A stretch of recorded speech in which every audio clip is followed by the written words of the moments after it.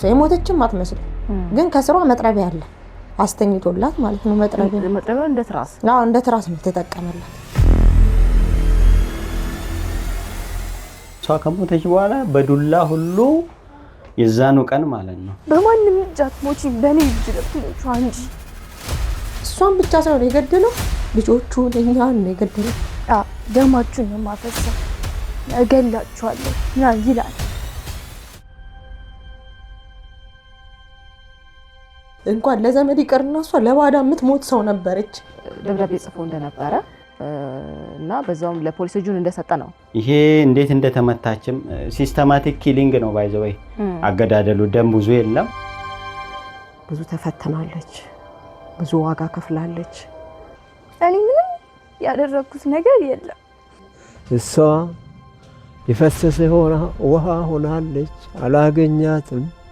ምግቡን ተራምዶ መጣና መታኝ በጥፊ ማለት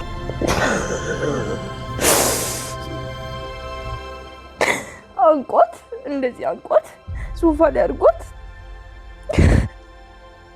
ማለት ምን ናገር ሰው አይደለው። ከመሬት ተነስቶ እኔ መጥራት ጀመረ። በማንም እጅ አትሞቺም በኔ እጅ ነው የምትሞቹ አንጂ እንዲህ ነው ያላት። ከዛ ደነገጥኩኝ፣ በቃ በጣም ደነገጥኩኝና ለምን ያን ነገር እየተሰማ መንግስት ዝም አይበል? ይሄን ነገር በቃ ግን ይቅርታ ማድረግን ተለማመጩ። ሰውን የምትገዩ በይቅርታ ደሟ ደመ ከልብ ሆኖ እንዲቀር አንፈልግም መቼም ቢሆን። እኔ በበኩሌ አልተውም፣ መታገል ባለብኝ መልኩ ታገላለሁ። እናቴ ናት እና የገደላት ደግሞ እንጀራ አባቴ ነው።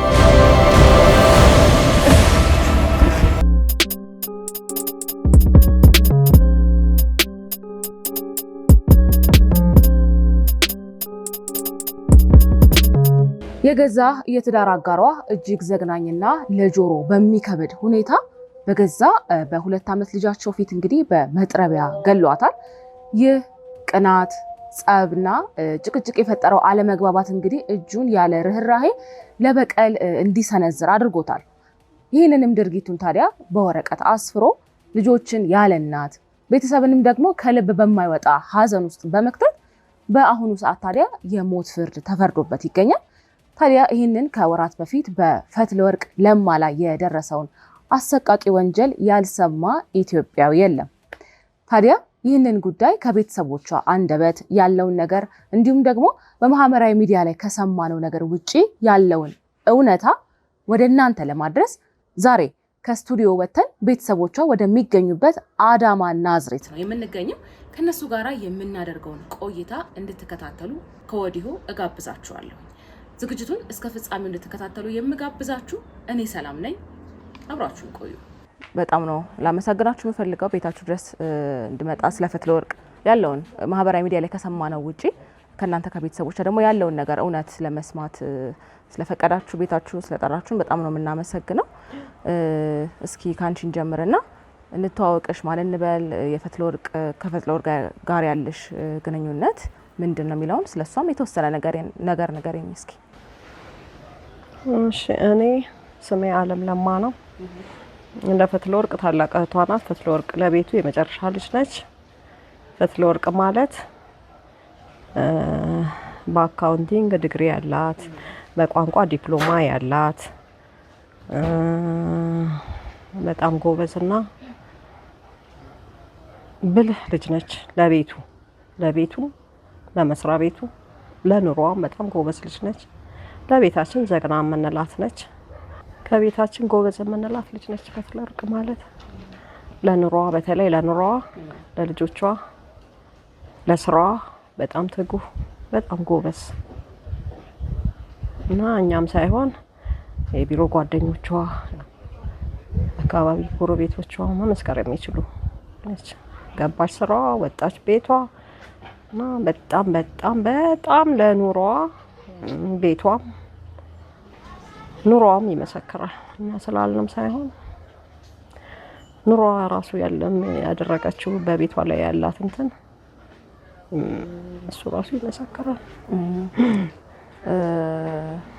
በምትሰራበት ድርጅት ውስጥ እንደሰማነው ከሆነ ቀደም እንደነገርሽኝ ከሆነ ጥሩ የሚባል የስራ ሁኔታ የስራ ኃላፊነት ላይ ጥሩ የሚባል የገቢ ሁኔታ የኑሮ ያኗኗር ሁኔታ ነው ያላት። እስኪ በደንብ ንገሪኝ ስለሱ። በስራዋ ላይ እሷ ከማናጀሯ ምክትል ነች። አገልግላለች በስራዋ ላይ አዳማ 2 ብራንች ላይ ሰርታለች። ሞጆ 1 ብራንች ላይ ሰርታለች። በኃላፊነት ደረጃ ላይ ያለች ልጅ ነች።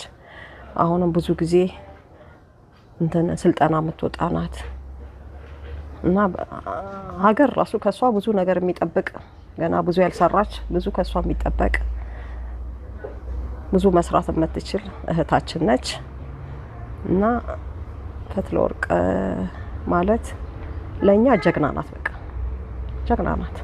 ግን ህይወት ለሷ ያልሆነችላት በቃ ህይወት ለሷ የጨለመችባት ነች።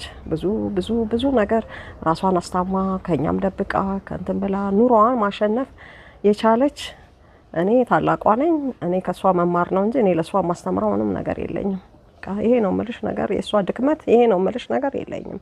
እና ከዚህ ልጅ ጋር ስትገናኝ መጀመሪያ ያስተዋወቀችን እኔንና ባለቤቴንና የመጀመሪያ ልጄን ነው ስታስተዋውቀን። ከዛም በኋላም እንፈራረምም ሲላት አልነገረችኝም። በርግጥ ሊፈራረሙ ሄደዋል። ሊፈራረሙ ሲሄዱ የጻፈውን ወረቀት በማየት ፊርማውን አልቀበልም አለች። በምክንያት ነው ላትቀበይ የቻልሽው ብዬ ብላት ከቤቴ ከገባበት ቀን አስረዝሞ ቀኑን ስለጻፈ ያንን በማየት እንዴት እንደዚህ ይሆናል ብዬ ስጠይቀው ምን ችግር አለ ብሎ አለኝ። ይሄንን እንዴት ምንም ችግር የለውም፣ ችግር ከሌለው ለምን አስቀደምክ? እውነቱን ለምን አትናገርም? እውነቱን ለምን አታጽፍም ብዬ ያ ፊርማ ሳንፈራረም በዛው ውድቅ ሆኖ ተመለስን ወደ ቤት። ያ ማለት ምን ያህል ጊዜ አብረው ከኖሩበት ጊዜ ረዘም ያለ? አብረው ስልሽ ይሄ መጀመሪያ ልጇን ወልዳ ሁለተኛዋን ሳትወልድ ነው ይሄንን ፊርማ ሊፈራረሙ የጠየቃት። አሁን ልክ ሁለተኛዋን ልጇን እንዳረገዘች በቃ ጸብ ጀመረ። እሱ በቤት አይቀመጥም፣ በፈለገው ሰዓት ይገባል፣ በፈለገው ሰዓት ሳምንትም ወርም ቆይቶ ይመጣል። አይ የሚለው የለም።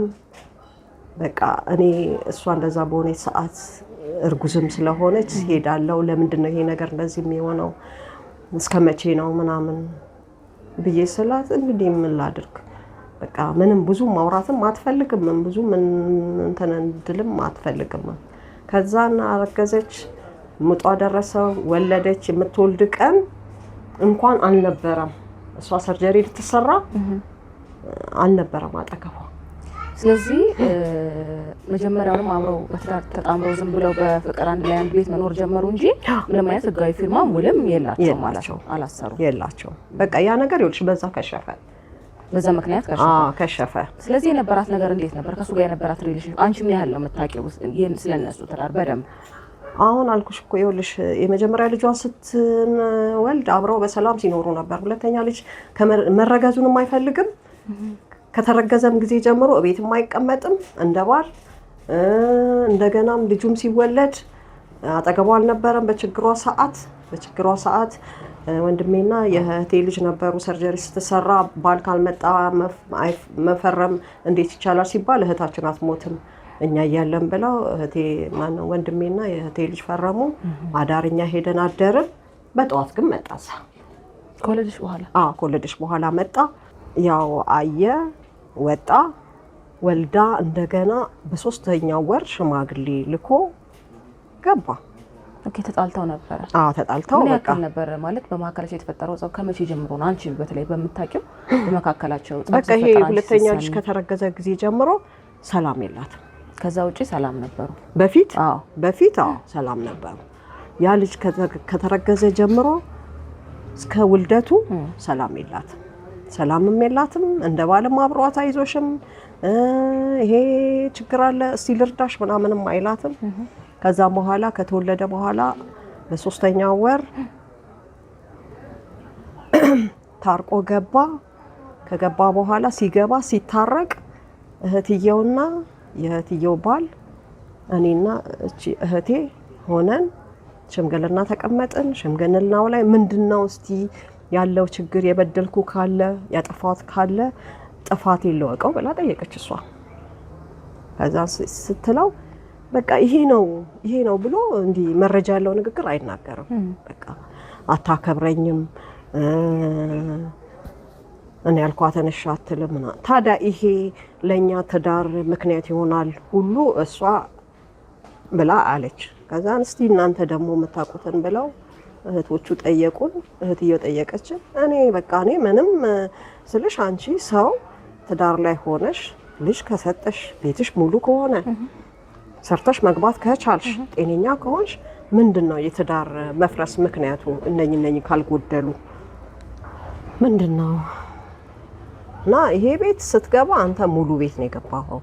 እና ይቺ ልጅ እስቲ ምንድነው ያደረገችክ? እግዚአብሔር ለምን እግዚአብሔርን አይን ለምን ትወጋለህ? ይሄው ልጅ ወለደሽ ከአንድም ሁለት፣ ይሄው ሙሉ ቤት ነው። እዚህ ቤት ላይ ምንም የጣልከው ጠጠር የለም። እና በር መስኮት አላልክ፣ ይሄ ቤት ሙሉ ነው የገባኸው አንተ ብዬ እኔ ይሄን ጥያቄ አቀረብኩለት። ለምን ይሄንን ጠየቅሽኝ ብሎ ሪም በኋላ እህትየው ተቆጣች። እህት ነች ብትናገርም ያለውን ነገር የምናውቀውን ይሄው የምናየውን ነገር ነው የተናገረችው። የተደበቀ ነገር በእይታ የምናየውን ነገር ነው የተናገረችው። ለምንድነው እንደዚህ የምትሆነው ወንድሜ? አንተ በእኔ ህይወት ጣልቃ ገብተህ እንዲህ እስከ ማድረግ ደርሰህ የለም ወይ? እና እህቴ የት ነው ያለሽው እንኳን መሻልከኝ ሁሉ ብላለች እህትየው። የዛለት በእለቱ የሽምግልናው ቀን የሽምግልናው ቀን አሁን ይኸውልሽ እንደዛ በቃ እኔ ነገሩ አልመች ሲለኝ እኔ በቃ እኔ ሰው ድክመቱን ካልሰማ ጠንካራ ከሆኑ መናገር ካልቻለ ምንድነው እዚህ ጋር የኛ ቁጭ ማለት ብዬ እኔ ተነስቼ ወደ ኪችን ቤት ገባሁኝ። ከዛን ወዲህ እኔ በእነሱ ውስጥ ነገር ውስጥ አልገባሁም። ሽማግሌ የመጠራው ባለቤቴ ነው። ባለቤቴ በሚሄድበት ሰዓት ምንድነው ምን ሆናችሁ እንዴት ሆነ ብዬ ስል የመጀመሪያ ጥያቄ ልጅቷን እንደማይፈልጋት። የትኛው? የመጀመሪያ ልጇ። ስለዚህ አሁን እያልሽኝ ያለሽው አንደኛ ነገር አብረው በትዳር ሲኖሩ ያፈራችው ንብረት በጠቅላላ የሷ ነው። ምንም ያደረገው ነገር የለም ከንግግርሽ እንደተረዳሁት ማለት ነው። ስለዚህ ባለቀለት ቤት ኑሮ ጎጆ ውስጥ ነው የገባው። ሁለተኛ እንግዲህ ከጋራ አብራ ያልተወለደች አንድ ልጅ አለች። የመጀመሪያ ልጇ። ኦኬ አለች። እሺ ምንድነው ምክንያት ያለ? እሷን አይፈልጋትም። እሷን ጭራሽ ልገላት አስቤ ነበረ ብሎ አለ ሲል እንዴት ልገላት አሰብክ? እንዴት ነው እንዲህ አይነት ንግግር እኛ ፊት እንዳደረክ ነው እኮ የሚቆጠረው ብለው በእለቱ የነበሩ ሽማግሌዎች ተናገሩት።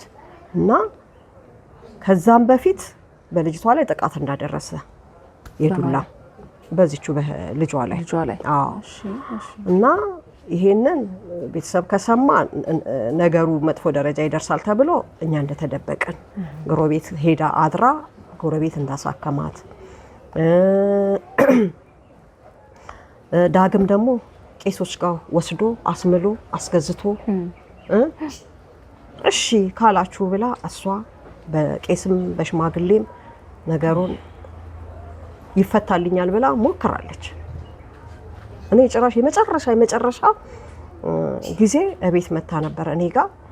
ለምንድን ነው በቃ አንቺ እንደዚህ ልጅሽን ገላለሁ ካለ ሰው ጋራ እንዴት እቺ ልጅ ከአንቺ ጋራ አብራ የተፈተነች ነች፣ ልጅሽን ገሎ አንቺ ቆመሽ መሄድ ትችያለሽ ብዬ ሁሉ ብያታለሁ ስልሽ በቃ እሷ አሁን እኔ ያላባት ሁለት ወንዶች ልጆች ያላባት እንዴት አድርጌ ነው ማሳድገው?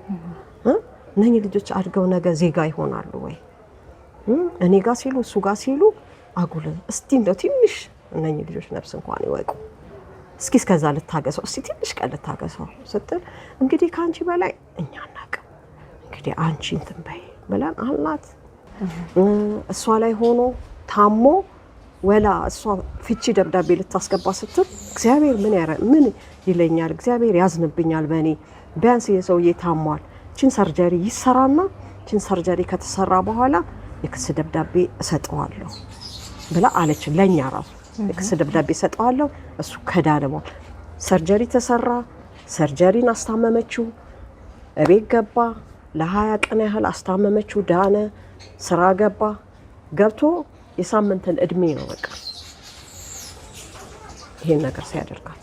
ስለዚህ ህክምናውን ከጨረሰ ከሳምንት በኋላ እሱ በምን አይነት ስራ ላይ ነበር ተሰማራው? በደንብ እሱ እንትን ነው ደንበኞችን ማስተናገድ ቴለር ባንክ ቤት እሱ ብርሃን ባንክ ነው የሚሰራው። እሷ ውጋጋን ነው የምትሰራው እና የደሞዝ ስኬላቸውም አይመጣጠንም። በዚህም መንፈሳዊ ቅናት አለበት። እሷ ፊልድም አዲስ አበባ ብዙ ጊዜ ትሄዳለች። ያም ውስጡ ደስተኛ አይደለም።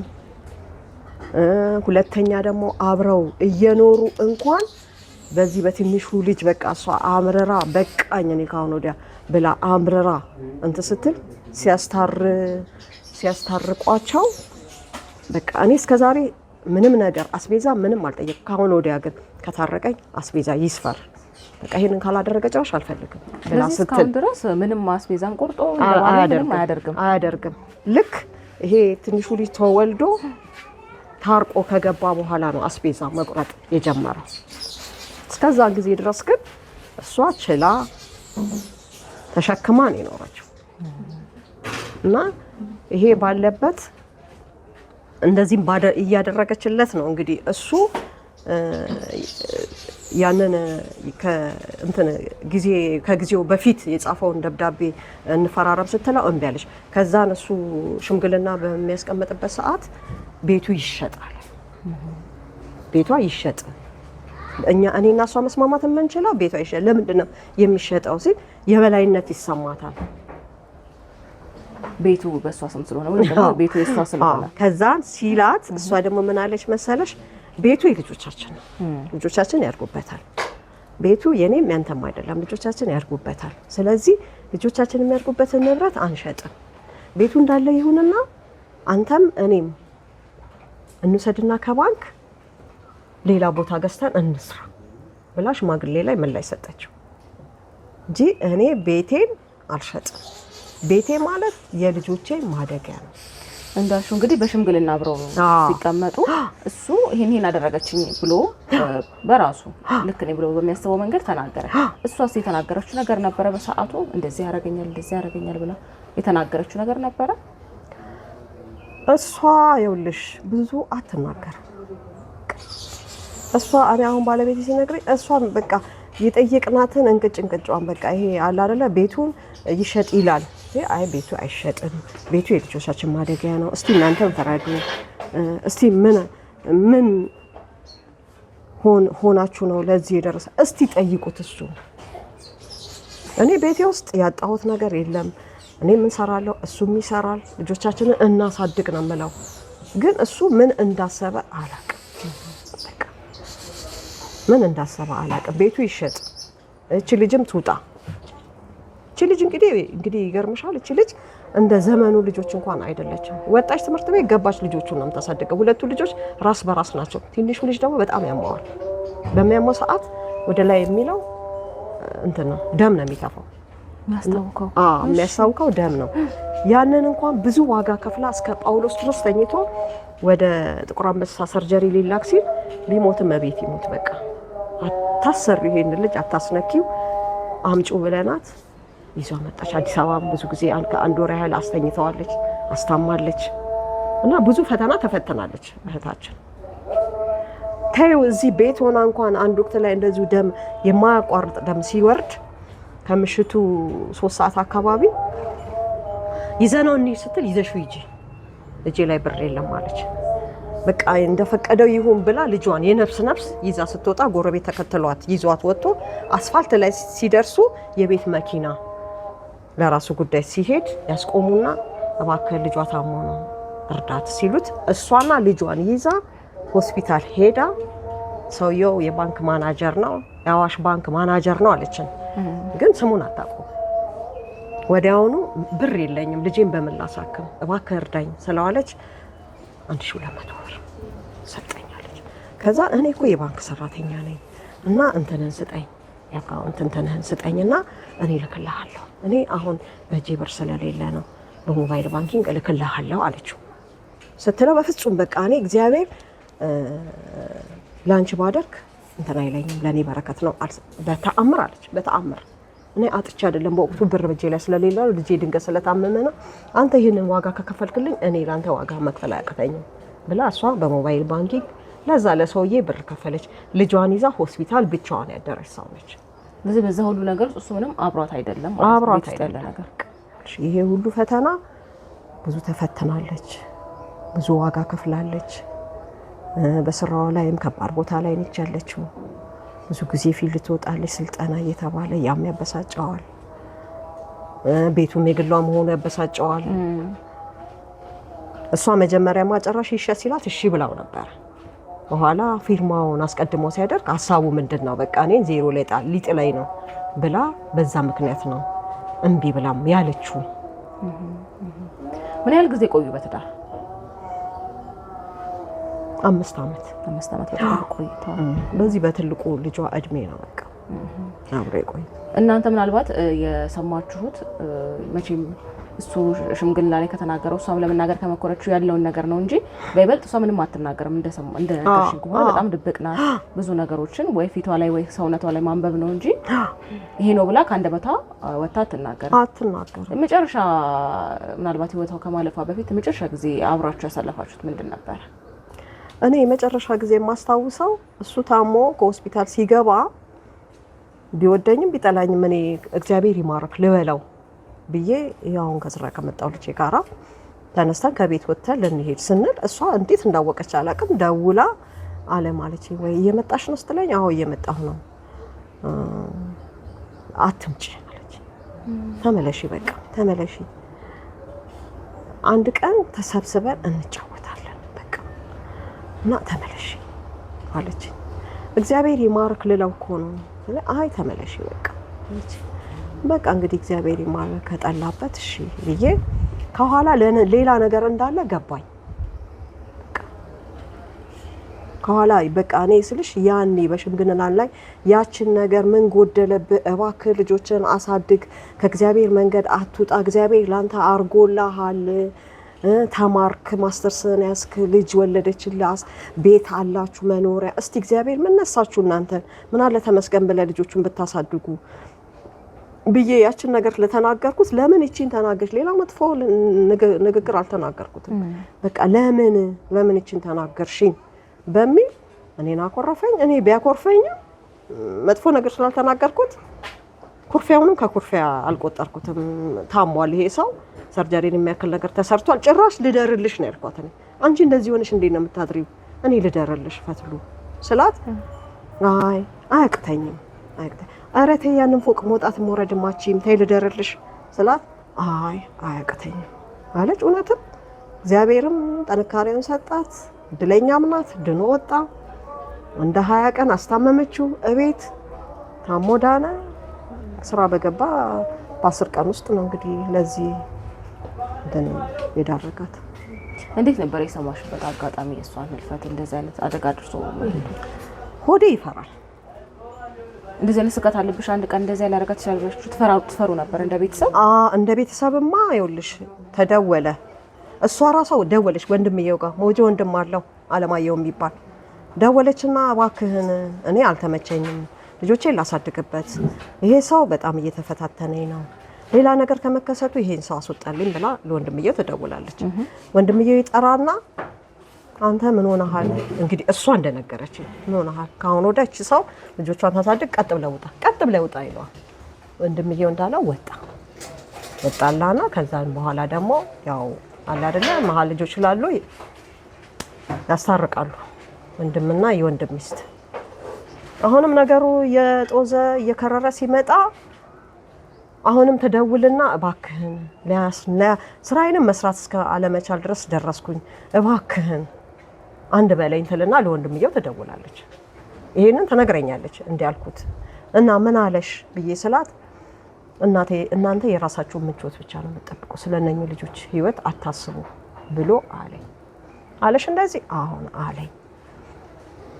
ከዛን ወንድሜ ደግሞ ይደውልና አምቦላሉት ዘመዶቹ አንድ ነፍስ ከመጥፋቱ በፊት እነኚህን ሰዎች መላ እንበላቸው፣ ወጆ ላለው ወንድም ነገርና እንትን እንበል። እሺ እነግራለሁ አለ።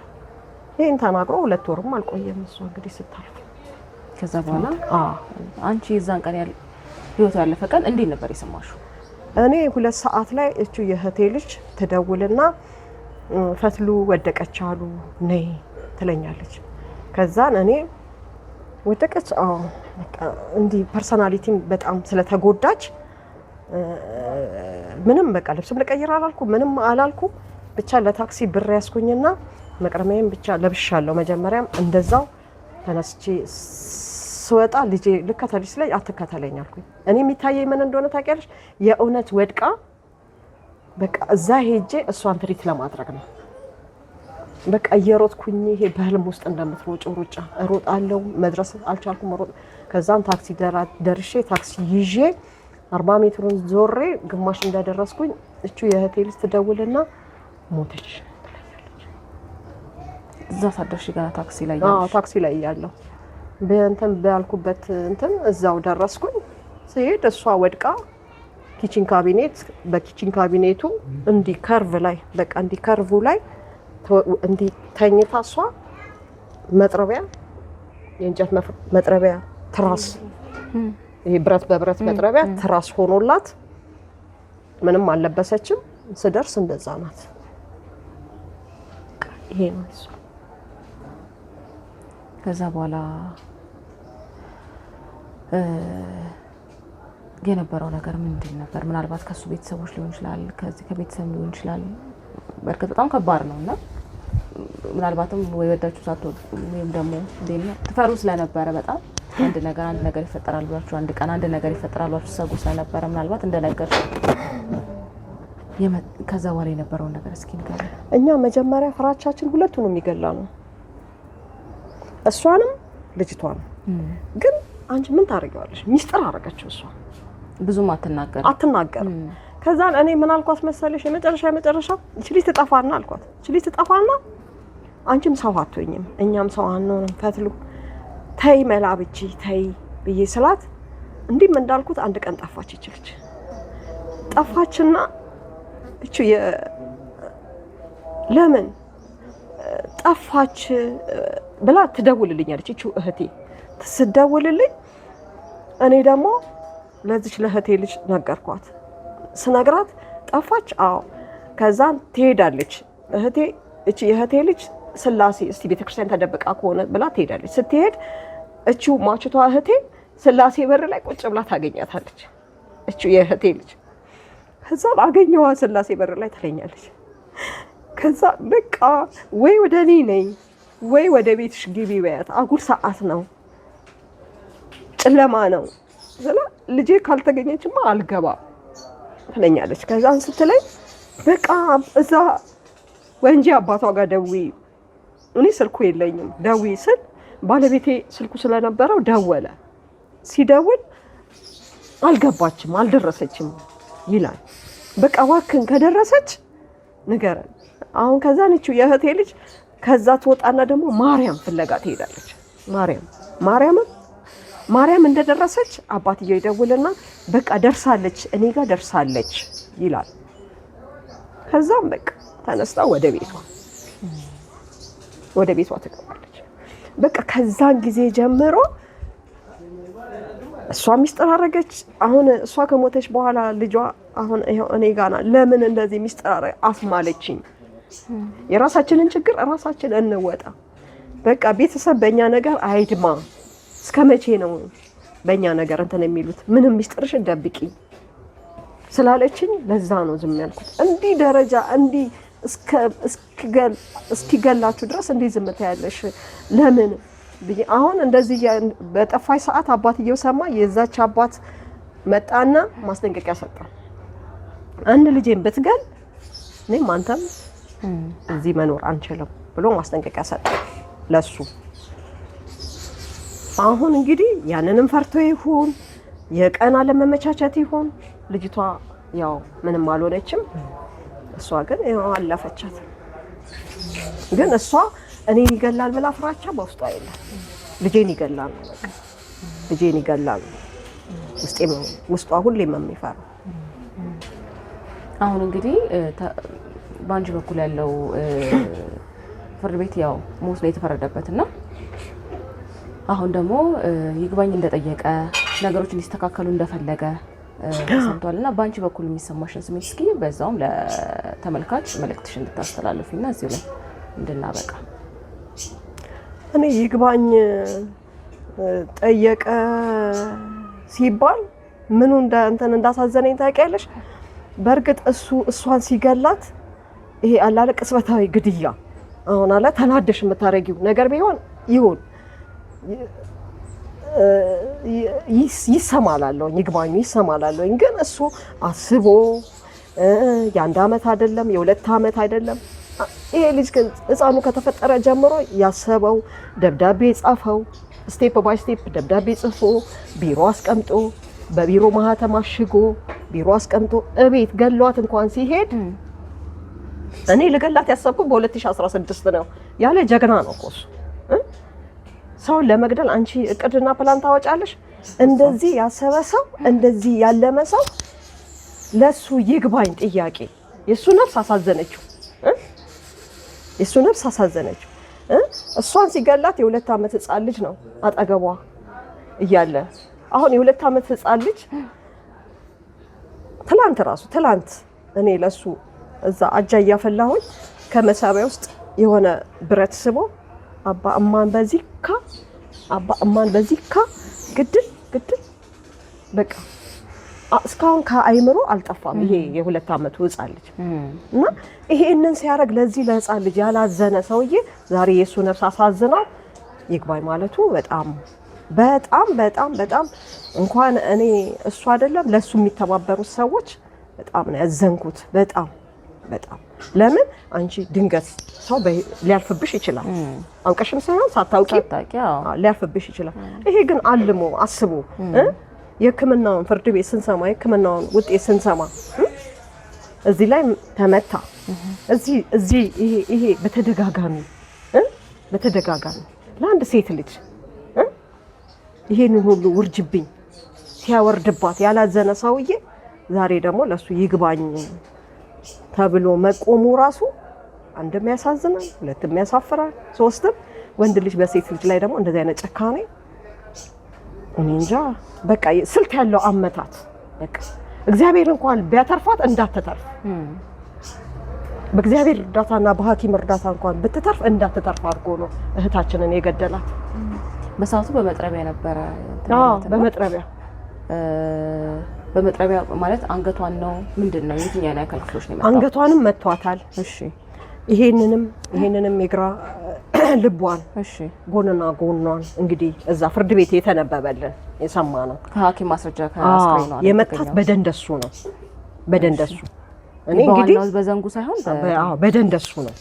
ግን እኔ አሁን እስከዛሬ ሰው ተገደለ በመጥረቢያ ምናምን ሲባል በስለቱ ነው የምሰማው። በደንደሱ እኔ ሰምቼም አላውቅም። ይሄ ልምድ ያለው አገዳደል ነው በቃ። አሁን እሱ በወቅቱ እኛ እሷን ሞታለች ብለን አልቀሰን እንድንቀብራት ነበረ ህልሙ እንግዲህ ሐሳቡ ይመስለኛል።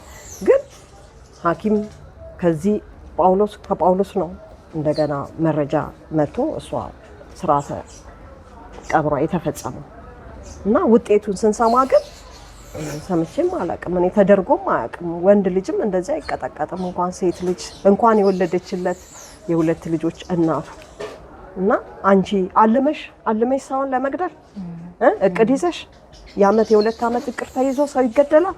በፍጹም። እሷ እኮ በዛ መሀል ለህይወታቸው ብዙ መስዋዕትነት ከፍላለች። ልጅ ወልዳለች። የጎደላትን ደግሞ ከሱ ጋር ማብራ ሆና ማቴሪያሎች አሟልታለች። ህይወት ከሱ ጋር ይቀጥላል ብላ እስከ መጨረሻው ይቀጥላል ነው እንጂ እሷ ይገለኛል ልጄ ነው ይገላታል የምትለው እንጂ ይገለኛል ብላ ህልምም የላት። እዚህ ድረስ ነው የሱ ነገር። እሺ በጣም ማመሰግንሻለሁ። በቅድሚያ እስቲ እንተዋወቅ። ማን እንበል? አንቺስ ከፈትለ ወርቅ ጋራ ያለሽን ግንኙነት ንገሪኝ እስኪ። እኔ ስሜ እንዬ ለማ እባላለሁ። የፈትለ ወርቅ ከትልቅ እህቴ ተከታይ ነኝ። እስኪ ከፈትለ ወርቅ ጋራ ያለሽን ግንኙነት ቅድም ከካሜራ በፊት ነግሪ ነበር። በተለይ ደግሞ ልጆቿን ከማሳደግ ጋር በተያያዘ በደንብ አብረሻት እንደነበርሽ በቅርብ ርቀት ጉዳዩን ታቂ እንደነበረ ስታጫውቺ ነበርና እስኪ በመጠኑ አንቺም ያለፍሽበትን ነገር ንገሪኝ። እኔ ስራ ነበረኝ አሁን ያንን ስራዬን አጋጣሚ በራሴ ምክንያት ለቅቄ አጋጣሚ እሷ ደግሞ ነፍሰ ጡር ነበረች። የመውለጃዋም ሰዓት ነበረ። አሁን ከዛን ሰራተኛም አላገኘችም። በቃ እኔ ያለሁልሽ ገጠመኝም ስራ ለቀኩኝ። እኔ ይዝልሻለሁ ያው ከሱ ጋር ከባለቤቴ ጋር ተነጋግሬ እያት ያው ያ ልጅም ተወለደ። ከተወለደ ጀምሮ ያው ህልፈቷ እስክትሞት ድረስ አብሬያት ሆኜ ደክሜ ልጆቿን ልጄ ከትምህርት ቤት ሲመጣ አንደኛውን ተቀብዬ ይሄ ትንሹ ደግሞ ያማዋል። በቃ ስንት መከራ ስንት ፈተና አይተን ነው በቃ ከሷ ጋራ ወላ ወንድሜ እህቶቼ በቃ ቤተሰብ በአጠቃላይ ህዝብ በይው በቃ ህዝብ ነው ያዘነው በልጁ ህመሙም ሐኪም ቤት ቢሄድ አልተገኘለትም። ያንን ሁሉ አሳልፈን 3 አመት ነው ያሳደግኩት ልጁን 3 አመት ነው እነሱ ቤት መመላለስ ከጀመርኩኝ። እንግዲህ ጠዋት ሄዳለሁ 11 ተኩል ትልቋ ልጇ ትመጣለች፣ ለሷ አስረክባለሁ። ወደ ቤቴ 1 ሰዓት ነው የምደርሰው እንግዲህ እና ይሄንን መስዋዕትነት ማንም ትዳር ላይ ሆነሽ ማንም ባለቤት የሚፈቅድ የለም። ይሄን ሁሉ መስዋዕት ከፍዬለት ምላሽ እንግዲህ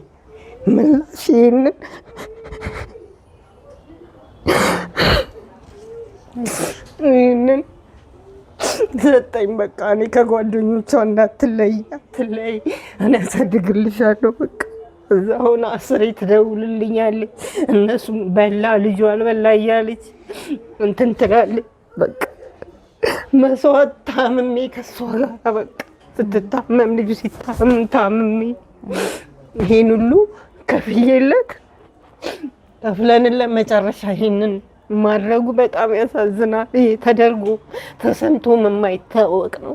ማንም እንደዚህ ዋጋ ከፍሎ እንደዚህ አይነት ድርጊት መፈጸሙ በጣም ያሳዝነኛል። እኔ ራሴ አሁን ታምሜያለሁ፣ ቆስያለሁ። በቃ እኔ መቼም ማረሳት መቼም እንደው አብሬ እዛን ቀን የሞተች ቀን ደግሞ ደውላልኛለች 2 ሰዓት ላይ ደውላ ውሃ እነሱ ጋር የለም ውሃ አምጪልኝ ብላ በ10 ሊትር ይዤላት እየሄድኩ ነው እንግዲህ 2 ሰዓት ደወለችልኝ።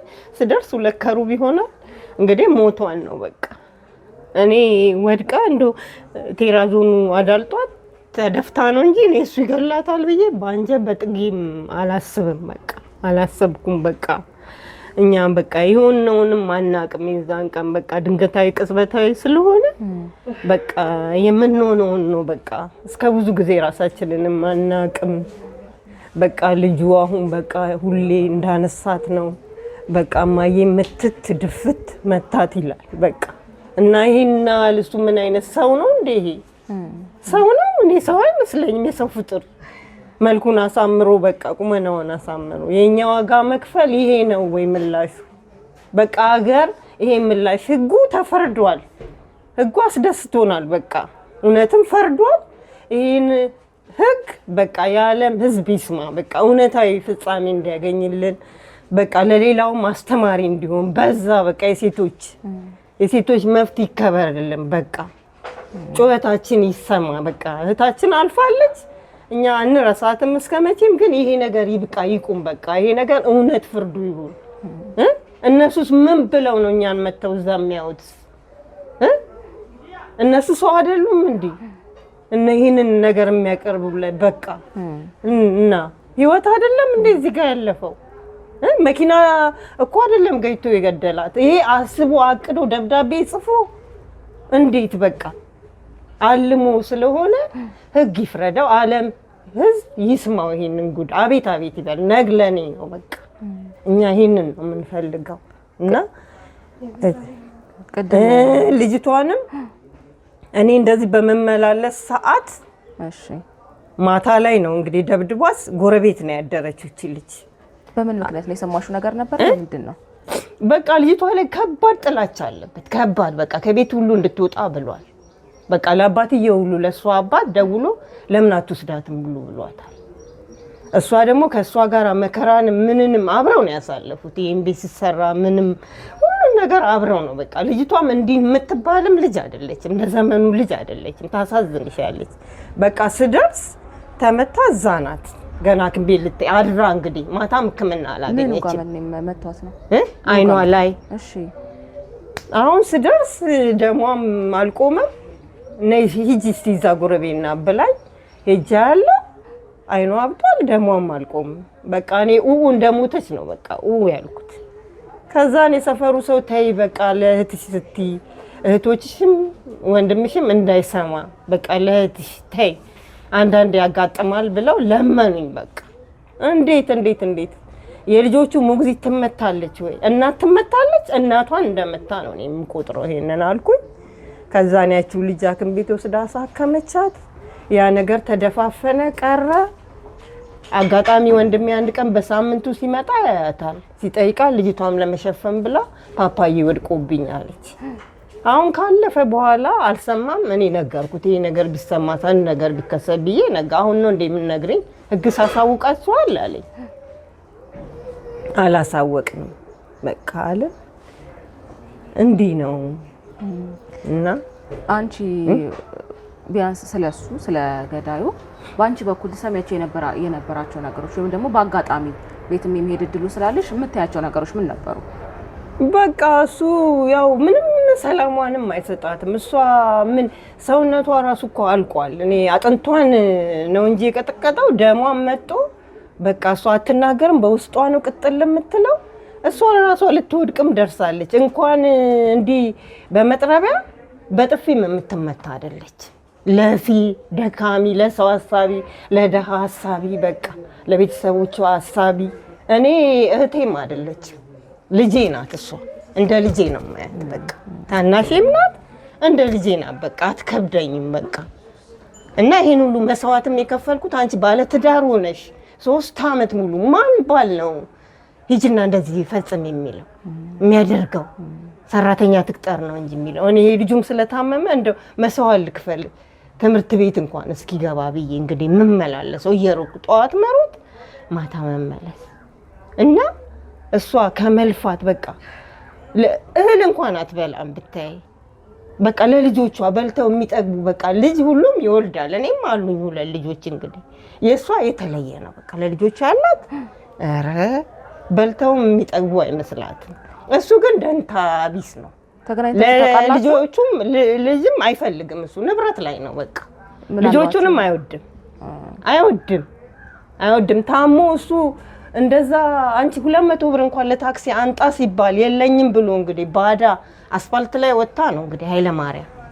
ከዛ ለኛ ደውላ ጠራችን። ቅርብ ነው እኛ ለኃይለ ማርያም እንትኑ የደረስንላት እንግዲህ ይሄን ያህል ነው ልጆቼን የሚለው። አሁን ከፍርድ በኋላ ራሱ ልጆቼን ብሎ ፍርዱ ሳይፈረድ በፊት ልጆቼን እዛ እስር ቤት ወስጄ ቤተሰቦቼ መተው ይሰዱ አለ።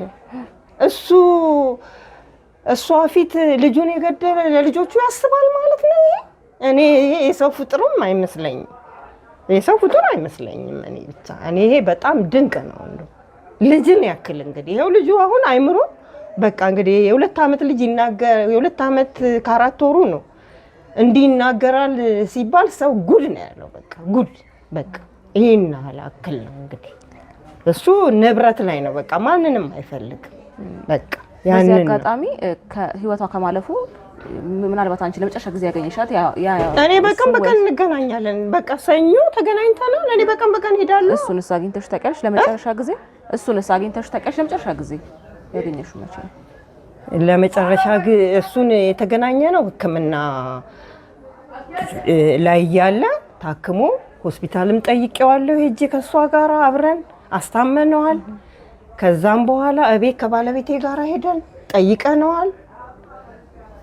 ከዛም በኋላ ስራ ገብቶ አጋጣሚ እዛ ቼክአፕ ሲመጣ የዛን ጊዜ ተገናኝተናል። በቃ እኔ ያኔ ልጅቷን ከመታት ወዲህ በቃ ሰውም አይመስለኝም እና ንግግርም የለን። በቃ ሰላም ደህና ዋልሽ ደህና አደርሽ ነው እንጂ ሌላ ነገር የለን። በቃ እቃዎቹን በትልቁ ሻንጣ ሞልቶ አውጥቷል። እነሱ ይሄንንም የሚያውቁ አይመስለኝም። እሷ መጣች በቃ ያ ስራዋን ሰራች። ለልጆቹም እንትን ብላ ሰራተኛ የለም የሚያስፈልጋቸውን ሰራርታ በቃ ድክም ብሏት እርፍ ነው የምትለው። እሱ ለካ አስቀድሞ አውጥቷል ዶክሜንቶችን። አውጥቷል። የቀረውን በዚች በመለስ ባለች ሻንጣ እሷን ከገደለ በኋላ ተሸክሞ ሲሄድ ጎረቤት ያለች እንግዲህ የእሱን ልጅ በተራ በተራ ነው የሚያደርሱት። አድርሳ ስትመጣ ልጁ ይሄ ህፃኑ ልጅ ያለቅሳል። ሻንጣውን እሱ ይዞ ይወጣል። አሁን ሲወጣ ወዴት ነው እንዴ መርጌ ምን ነው ልጁ እያለቀሰ ምናምን ስትለው እንግዲህ እንዳወሩት ነው እኛ አልደረስንም። ስለው አይ ዘመድ ሞቶብኝ አምቦ ሊሄድ ነው። እንዴ ፈትላለች አይደለ እንዴ? አይ እዛ ሂጂ እስቲ እዛ ቤት ግቢ ልጁን ይዘሽ ምናምን ብሏት ደብዳቤ ሰጥቷት ይሄዳል። አዎ ደብዳቤ ሰጥቷታል። እሷ ስትገባ ቤት ምንም የለም። አሁን ተመልሳ ብታይ ምንም የለም። ከዛን ኪችን ስትገባ እሷ ወድቃለች። በጣም አመሰግናለሁ። ማን ነው የምታወቀሽ? ከፈትለ ጋር ያለሽ የቤተሰባዊ ዝምድና ምን ይመስላል? እስኪ ንገሪኝ ስለራስሽ። ስሜ ርብቃ ይባላል። የፈትለ የእህት ልጅ ነበርኩኝ እና ያው ከእህቴም በላይ ናት ለኔ፣ እናቴ ናት እሷ። ከምንም በላይ ናት ለኔ ማለት ነው። ብዙ ነገሬን የነጠቀኝ ይሄ ሰው ብዙ ነገሬ ነበረች ለሷ ለኔ። ብዙ እቅድ ነበረን፣ ብዙ ፕላን ነበረን ከሷ ጋር። ለኔ በቃ ወላጅ እናቴ ማለት ናት ለኔ ማለት ነው። ሁለተኛ ወላጅ እናቴ። አንቺ በግልሽ እንዲሁ ምናልባት ቤተሰብም ከሚያወራው ነገር ሊሆን ይችላል፣ አንቺ ደግሞ ወይ ቤታችሁ ሄደሽ ያየሽው ነገር ሊኖር ይችላልና እስኪ ስለሱ የተወሰነ ነገር ንገሪኝ። ስለሱ በቃ እኔ እና እሱ በጣም ተቆራርጠን የቀረ ነው በመጨረሻው ልጅ ምክንያት ነው። 2 ዓመት ከ5 ወሩ ማለት ነው። እሱ የተወለደ ጊዜ የ8 ወር ድርስ እርጉዝ ሆና ነው ጥሏት ሄዶ። እኔ ስራ ነበረኝ፣ የግል ስራ ነበር የምሰራው ተቀጥሬ ማለት ነው። የግል መስሪያ ቤት ላይ እዛ ተቀጥሬ ነበር የምሰራውና እዛ በምሰራ ሰዓት ነው እሱ ጥሏት ሲሄድ ስራዬን ትቼ ወደ እሷ የገባሁት እሷ ቤት ማለት ነው። እና እስክትወልድ ድረስ ያው እዛው ቤት ነበርኩኝ። ያው ብዙ ነገር የሚሰራለ ኦፕራሲዮን ሆና ነው ያኛውንም የወለደችው ሁለተኛውን፣ ግዴታም ደግሞ የኛውን ሁለተኛውንም ደግሞ የመጨረሻውን ኦፕራሲዮን ሆና ነው የምትወልደውና ያው ብዙም እንቅስቃሴ ማድረግ አችልም ነበርና እኔ ነበርኩ ቤት ውስጥ የምሰራራላት ምናምን። ልጅቷ ትምህርት ቤት በምትሄድ ሰዓት ብቻዋን የማትሆነው ከኔ ጋር ነበር አብረን የምንውለው ማለት ነው። እና በቃ ለቼክአፕ እንደ ድንገት ሄደን በቃ ሰርጀሪ መግባት አለባት ተባለ። ብቻዬን ነበርኩ ከሷ ጋር። አጎቴ ጋር ደወልኩኝ፣ እሱ ጋር ጠራሁት። ከዛ በቃ ዶክተሮቹ አባት የለም ምናምን ሲሉ አይ የለም እኛ ነን ምናምን አለን። በቃ ሰርጀሪ እኛ ፈርመን ገባች፣ ተሰርታ ወጣች። በነጋታው ጠዋት እኔ አድሬ እሷ ጋር ጠዋት ላይ መጣ። እሱ ጠዋት ላይ መጣና ነይ እስቲ ምናምን አለኝ ውጪ ላይ። አቤት ምናምን አልኩትኝ። እንዴት አትነግሪኝም መውለዷን ለምን አልነገራችሁኝም? መጀመሪያ ምንድነህና ነው አንተ መውለዷን የምነግርህ ብዬ አልኩት። ማለት ምንድነህ ባለቤቷ አይደለ እንዴ? ባለቤቷማ የልጆቿን አባት ብትሆን ኖሮ ጥላት አትሄድም ነበረ። ጥላት ድርስ እርጉዝ ሆና ህሊና ቢኖርክ ጥላት አትሄድም ነበር ብዬ ስለው እንዴ ምንም ቢሆን እኮ ታዲያ እንዲህ አይደረግም፣ መውለጃዋ እንኳን ሲደርስ መናገር ነበረብሽ። እኛ ለሷ እናንስም፣ እኛ እሷን ወልዳ ማረስም መንከባከብም አያቅተኝም። እኔ ከሷም በላይ ማድረግ እችላለሁ፣ ከዚህም በላይ ለሷ ማድረግ እችላለሁ ብዬ መለስኩለት። ከዛ ያቺን መለስኩለት። ከዛ ወጣ፣ ተመልሶ አልመጣም። እንዳለችው አክስቴ በሌላኛው ቀን ነው ሽምግልና ይዞ የመጣው እሱ ማለት ነው። እና በቃ ከዛም በኋላ እኔ ከሱ ጋር ንግግርም የለኝም። በቃ እንደ ጠላት ነው የሚያየኝ እኔን ማለት ነው። ከዛ በኋላ ከተናገርኩት በኋላ ማለት ነው። በቃ ከዛም በኋላ እኔን እንደ ጠላት ነው የሚያየኝ። ወላ ቤት ሲሄድ እቺ ልጅ ምናምን ብሎ ወላ ይዝት ነበር እኔ ላይ ራሱ ማለት ነው። እና የተመረቀ ጊዜ ራሱ እሷ ናት አስተምራ ያስመረቀችው ማለት ነው። ማስትሬቱን የያዘው እሷ ደግሳ ምናምን ቪዲዮ ራሱ አለ፣ አለቀኩትም እንጂ ቲክቶክ ላይ ቪዲዮ ራሱ አለ። ደግሳ ድል አርጋ ደግሳ ነበረ ያስመረቀችው። ያኔ እንኳን እነሱ ያንን ሁሉ አድርጋለት እንኳን ትንሽ አይምሮ እንኳን ቢኖር ኖሮ እነሱ እንኳን ለልጆቹ ለሷ ጥበብ ስታሰራ ላሰራለ ብለው እንደ አባትነት እንደ ባለቤትነቷ ማለት ነው። ምንም ቢያደርጋት እሱን ለመቀየር ብዙ ጥረት ስለነበራት እሷ በቃ እንደዛ ብላ እኔና እሷ ነን ጥበቡን ላይ ሄደን ያሰራ ነው ማለት ነው። ለምረቃታቸው አይ አልፈልግም ብሎ ነው ያላት። ተቃራኒ በቃ ከሰው ተቃራኒ የሆነ ሰው ታውቂያለሽ፣ ልክ እንደዛ አይነት ሰው ነው እሱ ማለት ነው። እና በቃ ከዛም በኋላ ከኔ ጋር ንግግርም የለንም። ያው 2 ዓመት ከ5 ወር ልጁ እንግዲህ ከተወለደ ጀምሮ ንግግር የለንም ከኔ ጋር። ከዛ በኋላ የመሄድም የማግኘት እድሉ አልነበረሽም? አረ ሄዳለሁኝ አገኛታለሁ። ግን እንዲህ ፈትለ ማለት በጣም ድብቅ ሰው ናት። የቤቷን ሚስጥር ለማንም አትናገርም፣ ለማንም ማለት ነው። ምክንያቱም ችግሬን ራሴ መፍታት እችላለሁ ብላ የምታስብ ሰው ስለሆነች።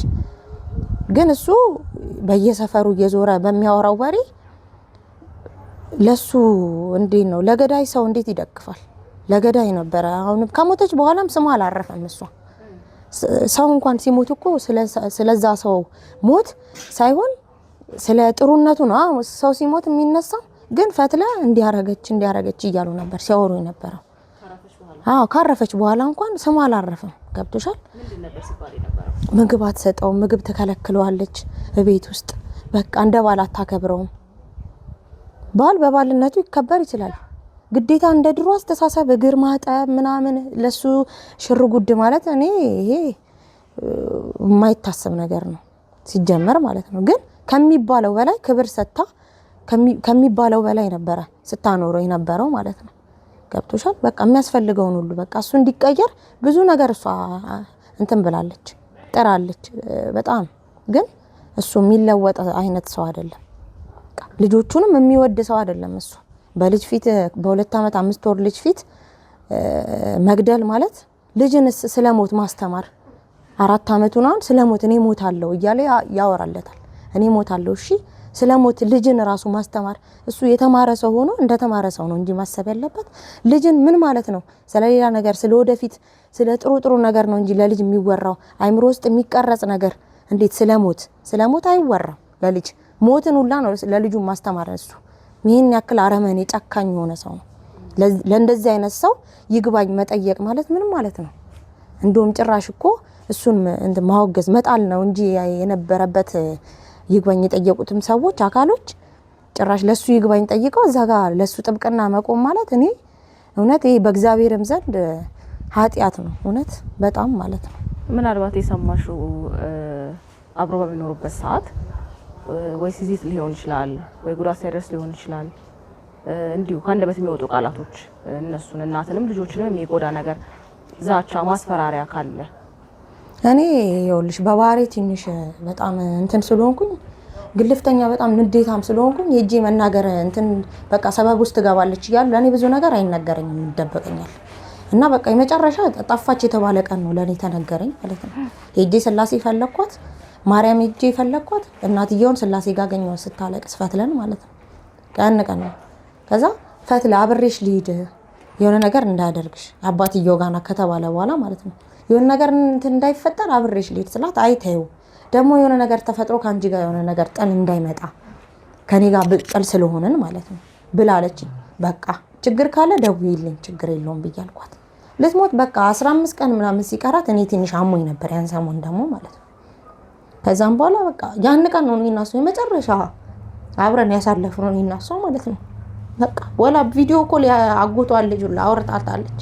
አውርታት ማታውቀውም ማለት ነው ከኔ ጋር ያው እኔን ስራ ለማሰራት በቃ የሰው ቤት አትሰሪም በቃ የራስሽን ነገር ከፍትልሻለሁ ንግድን እንነግዳለን ከመርካቶ ዕቃ እያመጣን እንሸጣለን ሁላ ብለን ያን ቀን በቃ ረጅም ሰዓት እስከ ማታ እነሱ ቤት ነበር ያሳለፍኩት የመጨረሻ ማለት ነው። በቃ ከዛም በኋላ በቃ እኔና እሷ ደግሞ ሁሌ ቢሮና የእሷ ቢሮና የኔ ስራ ቦታ ፊት ለፊት ነው አስፓልት ተሻግሮ ማለት ነው። ቀን በቀን እኔ ቢሮ ውስጥ ሁላ ያቆኛል። ቀን በቀን ሄደን ምሳ አብረን በልተን ተጫውተን ምን ብለን ነው ያን ቀንም ማክሰኞ ዕለት ሞት ሰኞ ዕለት ምሳ ሰዓት ሄጄ ነበር እሷ ጋር ማለት ነው። በቃ ለሆነ ጉዳይ ሄጄ እሷን አዋርቻት ነው የተመለስኩት። በቃ ግን የመጨረሻ እኔና እሷ ያሳለፍነው በቃ ከ15 ቀን በፊት ነው። ከዛ እሱ ምሳ ሰዓት እንደውም መጥቶ ነበር ወደ ቤት ማለት ነው። ሲመጣ በቃ ገለማምጦ አይቶኝ ነው ወደ ቤት የገባው ማለት ነው። እኛ ደግሞ ኪችን ሆነን ነበረ ከሷ ጋር ወጥ ምናምን እየሰራራን በቃ ጊዜ በቃ እኔ መሞቷን ፈጣሪ እንትን ብሎ ነው አላውቅም። ያን ቀን እንደዛ በቃ ረጅም ሰዓት ነው እኔና እሷ ያወራነው ያን ቀን ማለት ነው። የመጨረሻ እኔና እሷ አሳልፈን የምለው ያንን ነው። እሷን ብቻ ሳይሆን የገደለው ልጆቹን እኛን ነው የገደለው እኔን ሁላ ማለት ነው። እውነት ለእኔ ከምንም በላይ ናት ፈትለው ማለት ከምንም በላይ በቃ እውነት እኔ እንድለወጥ የማታደርገው ነገር የለም። እንኳን ለሰው እንኳን ለዘመድ ይቅርና እሷ ለባዳ የምትሞት ሰው ነበረች። በቢሮም ደረጃ አንደኛ የተባለች ልጅ ጀግና የነበረች ልጅ ነበረች። ግን ምን ዋጋ አለው? ባጭሩ አስቀራት። ይሄ ሰው አስተምራ አስመርቃ ለዚህ ባበቃችሁ ማለት ነው። እና ይሄ እኔ እምለው ይግባኙ ራሱ መሰማት የለበትም እውነት። ከሷ በኋላ ብዙ ልጆች የተገደሉ አሉ፣ ሴቶች፣ እናቶች፣ ወጣት። ለምን ያን ነገር እየተሰማ መንግስት ዝም አይበል? ይሄን ነገር በቃ ይግባኙን መቀበል የለበትም መንግስት። ፍርዱ እንደውም ተጠናክሮ ከዚህም በላይ ነው መሆን ያለበት ብለን ነው እኛ የምናስበው። እውነት እኛ ህመም ላይ ነን፣ ልጆቹ ህመም ላይ ናቸው። በቃ ልጅቷ ታላቅ የመጀመሪያ ልጇ ራሱ ጤነኛ አይደለችም። አሁን በየሰዓቱ መውደቅ ማሰብ ስትጨነቅ ስለሷ ማለት ነው። ያ ስለሆነ ይህንን ነገር እውነት ተገንዝቦ መንግስት የሆነ ነገር ማድረግ አለበት ለሴቶች። ከዚህ በላይ ለምን ይሞታል ነው? ለምን የሰው ነፍስ ያለ ምክንያት ለምን ይጠፋል? ምንም ሳያደርጋት ምንም ሳታደርገው ነው የሁሉ ነገር የተፈጠረው። እንግዲህ ምንም ሳታደርገው ማለት ነው። ምንም ምክንያት ራሱ የለውም እሱ ተጨባጭ ምክንያት። ያ ስለሆነ ይሄ ነገር በፈት ላይ ብቃ ብዬ ነው የምለው። የዛለት የተገደለሽ ቀን አንቺ ነሽ ይመስለኛል ከጎረቤት ቀጥሎ የደረሹ መጀመሪያ ሰዓት እና እስቲ እንዴት እንደሰማሽ እንዴት እንዳወቅሽ እስኪ ንገረኝ። የነበረው ሁኔታ አስታውሽኝ እስኪ። በቃ ያን ቀን እኔ ስራ ነበርኩና ከስራ ነው የተደወለልኝ። ሲደወልልኝ ደነገጥኩ፣ ግን ብዙም እንትን አላልኩም። ከጎረቤት የሆነች ልጅ አለችና ደወለችልኝ። ነይ ርብቃ ነይ ፈትለ ወድቃለች ብላለችኝ። ወድቃለች እሺ እየመጣው ነው ብዬ በኮንትራት ሄድኩኝ። ከዛ አቦ ጋር ወረድኩና ልክ እየወረድኩኝ እንዴ አልደረሽም እንዴ ምናምን ብላ የማልቀስ አይነት ድምጽ አሰማች። ምን ሆነሽ ነው? ደርሻለሁ ብያልኩና ስልኬን ኪሴ ውስጥ ከተቼ መሮጥ ጀመርኩ። መሮጥ ሲጀምር ውጪ ላይ ሰው ቆሟል፣ ላያለቅስም። በሩ የውጭ በር ተዘግቷል።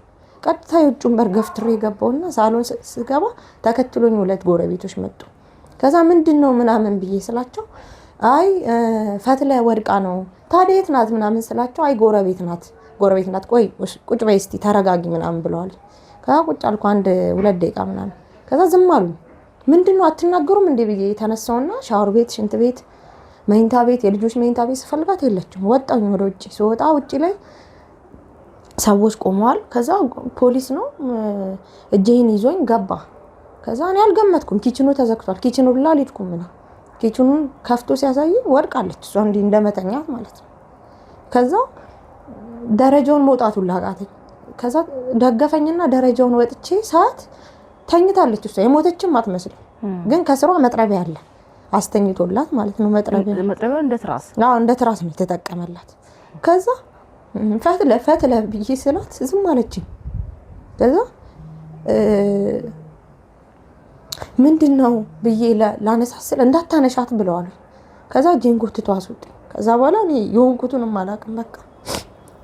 ከዛ በኋላ መሞቷን ራሱ ሐኪም ቤት ሄደን እስኪነገረን ላምን አልቻልኩም። በቃ ሐኪም ቤት እንውሰዳት ስል ነበር በቃ። ከዛ በኋላ እኔ የሆንኩትንም ራሴንም አላውቅም በቃ። ይሄ ነው እና እኔ ራሴ መጀመሪያ ከቤተሰብ ቅድሚያ እኔ ደርሼ ሬሷንም ስላዩን አላውቅም። እኔ አይምሮዬ ራሱ ትክክል አይደለም። በእጅ እንኳን ኢቭን እቃ ይዤ ምረሳ ልጅ ነኝ አሁን ላይ ማለት ነው። በቃ አይምሮዬ በጣም የማይሆን ደረጃ ውስጥ ነው ያለው በሷ ምክንያት። በቃ እኔ ከምንም በላይ የምወዳት ማስበላትን እናቴን ያጣሁት እውነት። እና መንግስት ይሄን አይቶ ዝም አይበል፣ ልጆቹንም አይቶ እውነት እነኚህ ምንም ነፍስ የማያውቁ ልጆች ነው ጥላ ሄደች ልጅ።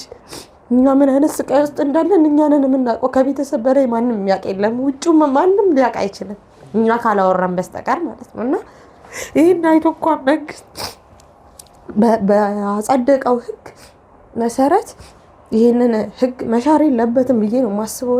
የሞት ፍርድ ነው የተፈረደበት፣ በዚሁ እንዲቀጥል ነው እኛ የምንፈልገው። በቃ እኛም ክትትላችንን አናቆምም፣ እስከ መጨረሻው እንታገላለን። ደሟ ደመ ከልብ ሆኖ እንዲቀር አንፈልግም መቼም ቢሆን። እኔ በበኩሌ አልተውም፣ መታገል ባለብኝ መልኩ ታገላለሁ። ለእሷ ነፍሴን ሁላ እሰጣለሁ ብዬ ነው የምለው እውነት። አይዞሽ ናችሁ። በቃ ተረጋጊ።